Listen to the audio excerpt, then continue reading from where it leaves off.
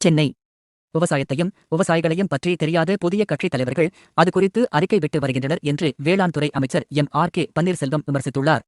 நெல் கொள்முதல் தொடர்பாக தவேக தலைவர் விஜய் திமுக அரசை விமர்சித்து அறிக்கை வெளியிட்டிருந்த நிலையில் அதனை அமைச்சர் விமர்சித்துள்ளார். வேளாண் மற்றும் உழவர் நலத்துறை அமைச்சர் எம்.ஆர்.கே. பன்னீர்செல்வம் கடலூரில் நேற்று செய்தியாளர்களை சந்தித்தார். அப்போது பேசிய அவர், கடலூர், மயிலாடுதுறை மற்றும் தஞ்சாவூர் மாவட்டங்களில் நெல் அறுவடை முடிந்துவிட்டது.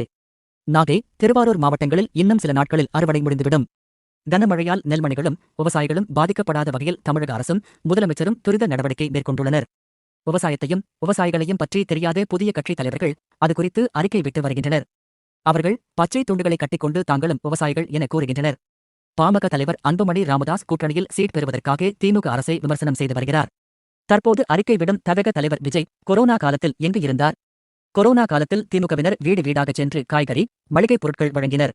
கஷ்டம் வரும்போது யார் உதவி செய்கிறார்களோ அவர்களைதான் மக்கள் அடையாளம் காண்பார்கள். விவசாயிகளும் விவசாயமும் தற்போது பேசுபொருள் ஆகிவிட்டது. அந்த அளவுக்கு விவசாயத்திற்கான விழிப்புணர்வை தமிழக முதலமைச்சர் ஸ்டாலின் ஏற்படுத்தியுள்ளார் என தெரிவித்துள்ளார்.